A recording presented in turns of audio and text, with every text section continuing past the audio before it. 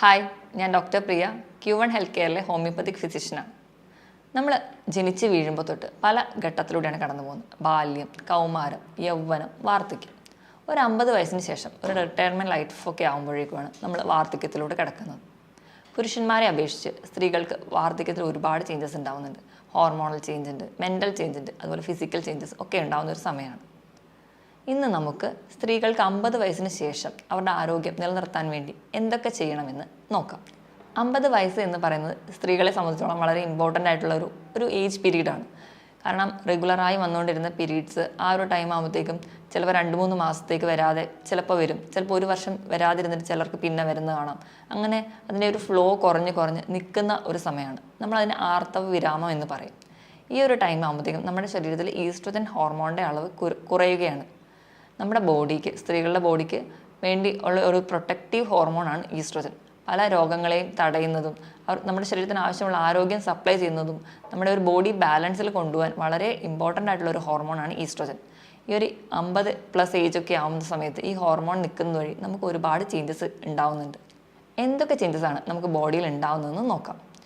50 വയസ്സ് കഴിഞ്ഞ സ്ത്രീകളൊക്കെ ക്ലിനിക്കിൽ വരുമ്പോൾ പറയാറുണ്ട് ഉറക്കമില്ലായ്മ, കിടന്നു കഴിഞ്ഞാൽ അങ്ങോട്ടും ഇങ്ങോട്ടും തിരിയുക, അത് നമുക്കൊരു ഡീപ്പ് സ്ലീപ്പ് അവർക്ക് കിട്ടുന്നില്ല, അതൊരു വലിയ പ്രശ്നമായിട്ട് പറയുന്നുണ്ട്. അതുപോലെ അവർക്ക് മൂഡ് സ്വിങ്സ്, പേരക്കുട്ടികളോടൊക്കെ ആവശ്യമില്ലാതെ ചെറിയ കാര്യത്തിന് വരെ വഴക്കുണ്ടാക്കുക, മക്കളോട് വഴക്കുണ്ടാക്കുക, ഭർത്താവിനോട് വഴക്കുണ്ടാക്കുക, ഇങ്ങനെ ഉണ്ടാകുന്നൊരു മൂഡ് സ്വിങ്സ്, ഭയങ്കര സെൻസിറ്റീവ് ആവുക, ആവശ്യമില്ലാതെ കരയുക, ഡിപ്രഷൻ പോലെയുള്ള സ്റ്റേജിലോട്ട് പോവുക, ഇതൊക്കെ ഈ വാർദ്ധക്യത്തിൽ ആർത്തവ വിരാമത്തോടു കൂടി ഉണ്ടാകുന്ന ചേഞ്ചസ് ആണ്. ഇങ്ങനെയുള്ള മെൻ്റൽ ചേഞ്ചസിനോടൊപ്പം തന്നെ ഫിസിക്കലി അവർക്ക് ഒരുപാട് അസുഖങ്ങൾ ഉണ്ടാവുന്നുണ്ട്. അത് ഏതൊക്കെയാണെന്ന് നമുക്ക് നോക്കാം. കോമൺ ആയി കാണുന്ന കണ്ടീഷൻസാണ് BP, കൊളസ്ട്രോൾ, ഡയബറ്റിസ് തുടങ്ങിയ അസുഖങ്ങളൊക്കെ ഈ ഒരു ടൈമിലാണ് പലർക്കും സ്റ്റാർട്ട് ചെയ്യുന്നത്. നമുക്കറിയാം ഈ ഹാർട്ട് ഡിസീസൊക്കെ കൂടുതലും പുരുഷന്മാർക്കാണ് കാണാറ്. പക്ഷേ 50 വയസ്സ് കഴിഞ്ഞൊരു സ്ത്രീകൾക്ക്, അതുപോലെ പീരീഡ്സ് നിന്നൊരു സ്ത്രീകൾക്ക് പുരുഷന്മാരുടെ അത്രയും തന്നെ ചാൻസ് ഉണ്ട് ഹാർട്ട് ഡിസീസസ് ഉണ്ടാവാൻ വേണ്ടി. അതുപോലെ തന്നെ കാണുന്നതാണ് ലിവർ ഡിസീസസ്, ഫാറ്റി ലിവർ, അതുപോലെ മെറ്റബോളിക് സിൻഡ്രോം, അങ്ങനെ പലതരത്തിലുള്ള അസുഖങ്ങൾ വന്നു ചേരുന്ന ഒരു സമയമാണ് ഈ വാർദ്ധക്യം. പൊതുവേ നമുക്കൊക്കെ അറിയാം, നമ്മുടെ വീട്ടിൽ അമ്മമാരാണെങ്കിൽ കല്യാണം കഴിക്കുന്ന ഒരു സമയത്ത് അവരുടെ ഭർത്താവിൻ്റെ കാര്യത്തിലായിരിക്കും കൂടുതൽ ഇമ്പോർട്ടൻസ്. അത് കഴിഞ്ഞൊരു കുട്ടിയായി കഴിഞ്ഞാൽ കുട്ടികളുടെ കാര്യത്തിലായിരിക്കും കൂടുതൽ ഇമ്പോർട്ടൻസ്. അവരുടെ മക്കൾക്കൊരു കുടുംബമായി കഴിഞ്ഞാൽ കൊച്ചുമക്കളുടെ കാര്യത്തിലായിരിക്കും അവർക്ക് കൂടുതൽ ഇമ്പോർട്ടൻസ്. അവരൊരിക്കലും അവരുടേതായ ആരോഗ്യത്തിനായിട്ടോ അല്ലെങ്കിൽ അവർക്ക് വേണ്ടിയിട്ട് അവരൊരു ഫുഡ് ഉണ്ടാക്കി കഴിക്കുകയോ അല്ലെങ്കിൽ അവരുടെ ഹെൽത്തിന് വേണ്ടിയിട്ടോ അല്ലെങ്കിൽ ഒരു ഹെൽത്ത് ചെക്കപ്പ് ചെയ്യാനോ ഒന്നും അവർ കൂടുതലും മുൻപോട്ട് കടന്നു വരാറില്ല. ഈ ഒരു സാഹചര്യത്തിലാണ് ഇന്നത്തെ ഈ ടോപ്പിക്കിന് പ്രാധാന്യമേറി വരുന്നത്. അതുകൊണ്ട് തന്നെ നമുക്ക് എന്തൊക്കെയാണ് ഒരു വാർദ്ധക്യത്തിലെത്തിയ സ്ത്രീകൾ ചെയ്യേണ്ട കാര്യങ്ങളെന്ന് നോക്കാം. ഇതിൽ ഒന്നാമത്തെ ഏറ്റവും പ്രധാനപ്പെട്ട പോയിന്റ് ഹെൽത്തി ഡയറ്റാണ്, ആരോഗ്യമുള്ളൊരു ഭക്ഷണ രീതി. ഡോക്ടേഴ്സിൻ്റെ ഒരു ഭാഷയിൽ പറയുകയാണെങ്കിൽ പ്ലേറ്റ് മെത്തേഡ് ഫോളോ ചെയ്യുക. പ്ലേറ്റ് മെത്തേഡ് എന്ന് പറയുമ്പോൾ 1/4 ഭാഗം കാർബോഹൈഡ്രേറ്റ്, 1/4 ഭാഗം പ്രോട്ടീൻസ്, 1/4 ഭാഗം ഫ്രൂട്ട്സ്, 1/4 ഭാഗം വെജിറ്റബിൾസ്. ഇങ്ങനെ ഒരു ഡയറ്റ് ആണ് നമ്മൾ ഈ വയസ്സാകുമ്പോൾ അല്ലെങ്കിൽ വാർദ്ധക്യത്തിലോട്ട് കിടക്കുമ്പോൾ ഫോളോ ചെയ്യുന്നത് നല്ലത്. നമ്മൾ അന്ന് വരെ കൃത്യമായി ഫോളോ ചെയ്തിരുന്ന ഒരു ഡയറ്റ് പെട്ടെന്ന് മാറ്റി ഈ പറയുന്ന രീതിയിൽ ഒരു പ്ലേറ്റ് മെത്തേഡിലോട്ടല്ല മാറ്റേണ്ടത്. നമ്മൾ ഒരു ഡയറ്റീഷ്യൻ്റെ സഹായത്തോടെ അല്ലെങ്കിൽ നമ്മളൊരു ഫാമിലി, നമ്മളെ കംപ്ലീറ്റ്ലി ആദ്യം തൊട്ട് അറിയുന്ന ഒരു ഫാമിലി ഡോക്ടർ ഉണ്ടെങ്കിൽ ഡോക്ടറുടെ അഡ്വൈസ് പ്രകാരം നമുക്ക് പറ്റുന്ന രീതിയിൽ, നമ്മുടെ ആരോഗ്യത്തിന് നല്ലതായിരുന്ന രീതിയിൽ നമുക്ക് കണ്ടിന്യൂ ചെയ്യാൻ പറ്റുന്ന രീതിയിൽ ഒരു ഡയറ്റ് ഫോളോ ചെയ്യുന്നതാണ് നല്ലത്. അതുപോലെ തന്നെ നമ്മളിങ്ങനെ ഡയറ്റ് ഫോളോ ചെയ്യുന്നുണ്ടെങ്കിൽ നമ്മുടെ ആരോഗ്യം ഉറപ്പ് വരുത്തിയിട്ട് മാത്രമേ അത് കണ്ടിന്യൂ ചെയ്യാൻ പാടുള്ളൂ.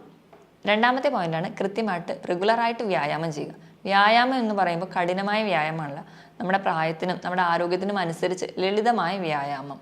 നമ്മുടെ നാട്ടിൻ പുറത്തൊക്കെ കാണാറുണ്ട്, ഒരു ഗ്രൂപ്പ്, ആ ഒരു ഏജ് ഗ്രൂപ്പിലുള്ളവർ ഒരുമിച്ച് രാവിലെ എണീറ്റ് നടക്കാൻ പോവുക. ആ ഒരു സ്റ്റൈലൊക്കെ ഇപ്പോൾ വന്നു തുടങ്ങിയിട്ടുണ്ട്. അതൊക്കെ നമ്മുടെ ആരോഗ്യത്തിന് വളരെ നല്ലതാണ്.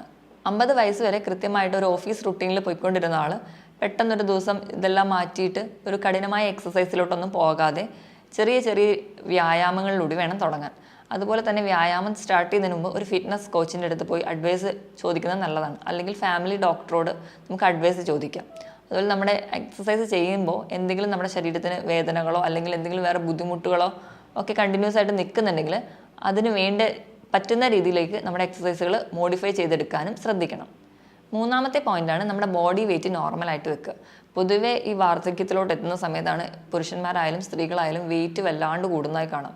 അങ്ങനെ വെയിറ്റ് കൂടുന്ന വഴി അവർക്ക് സന്ധിവേദനകളും അതുപോലെ മറ്റ് കംപ്ലയിൻസും കൂടുന്നതാകുന്നു. അതുപോലെ കൊളസ്ട്രോളിൻ്റെ ലെവലും ഒക്കെ കൂടുന്നതായിട്ട് നമുക്ക് കാണാം. അപ്പോൾ എപ്പോഴും ഒരു ഹെൽത്തി ബോഡി വെയിറ്റ് മെയിൻറ്റെയിൻ ചെയ്യാൻ വേണ്ടി ശ്രദ്ധിക്കുക. ബോഡി വെയിറ്റ് നമുക്ക് മെയിൻറ്റെയിൻ ചെയ്യാൻ വേണ്ടിയിട്ട് നമ്മൾ ബോഡി മാസ് ഇൻഡെക്സ് എന്ന് പറയുന്നൊരു യൂണിറ്റാണ് യൂസ് ചെയ്യുന്നത്. Weight in kilogram divided by height in metre square. ഒരാളുടെ വെയിറ്റും അയാളുടെ ഹൈറ്റും തമ്മിൽ ഹരിച്ചെടുക്കുമ്പോൾ കിട്ടുന്നതാണ് നമുക്ക് നോർമലി വേണ്ട ഒരു വെയിറ്റ്. ഇത് 18 താഴെയാണെങ്കിൽ അതിനെ അണ്ടർ വെയിറ്റ് എന്നും 30 മുകളിലാവുമ്പോൾ ഓവർ വെയിറ്റ് എന്നാണ് പറയുന്നത്.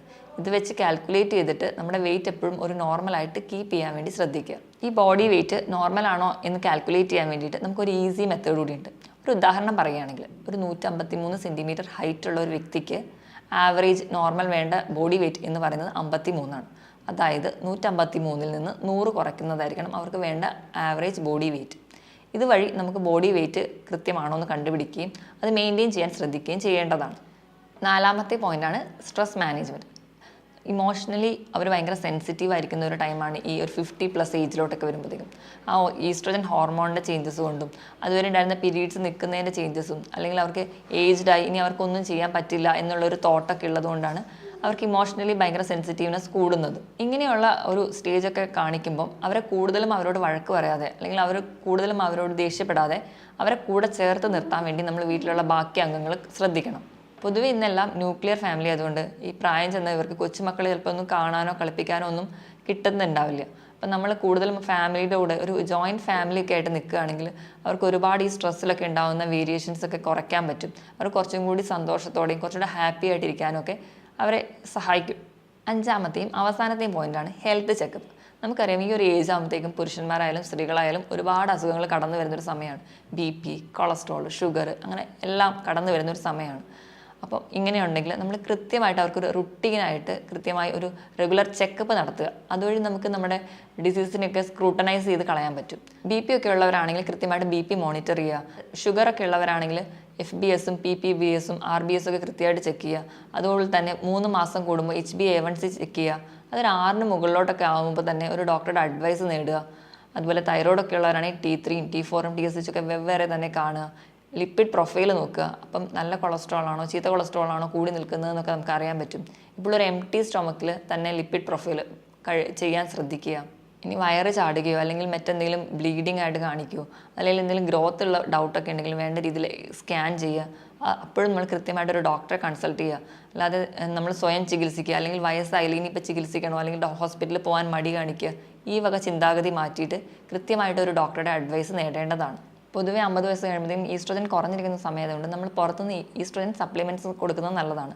അതിനായിട്ട് നമ്മുടെ ഭക്ഷണത്തിൽ പച്ച പപ്പായ ഉൾപ്പെടുത്തുക. അതുപോലെ ചേന, ഇതിലൊക്കെ ധാരാളമായിട്ട് ഈസ്ട്രോജൻ ഹോർമോൺസ് അടങ്ങിയിട്ടുണ്ട്. അതുപോലെ അയൺ അടങ്ങിയിട്ടുള്ള ഭക്ഷണങ്ങൾ, ഇലക്കറികൾ കൂടുതലായിട്ട് കഴിക്കുക. പാല്, മുട്ട തുടങ്ങിയ ഭക്ഷണ പദാർത്ഥങ്ങൾ സ്ഥിരമായിട്ട് കഴിക്കാൻ ശ്രദ്ധിക്കണം. ഈ പറഞ്ഞതുപോലെയൊക്കെയുള്ള ഒരു ഡയറ്റ് ഫോളോ ചെയ്യുക അല്ലെങ്കിൽ ചെറിയ ചെറിയ രീതിയിലുള്ള എക്സസൈസുകൾ ചെയ്യുന്നത് വഴിയും നമ്മുടെ വീട്ടിലെല്ലാവരും ചേർന്ന് സന്തോഷത്തോടെ ഇരിക്കുന്നത് വഴിയും നമുക്ക് പ്രായം ചെന്ന അമ്മമാരെ കുറച്ചുകൂടി ഹാപ്പി ആയിട്ട് നിർത്താനും അതുവഴി അവരുടെ ആയുസ്സും ആരോഗ്യം കൂട്ടാനും സഹായിക്കും. മറ്റൊരു ഹെൽത്ത് ടോപ്പിക്കുമായിട്ട് വീണ്ടും കാണുന്നത് വരെ നന്ദി.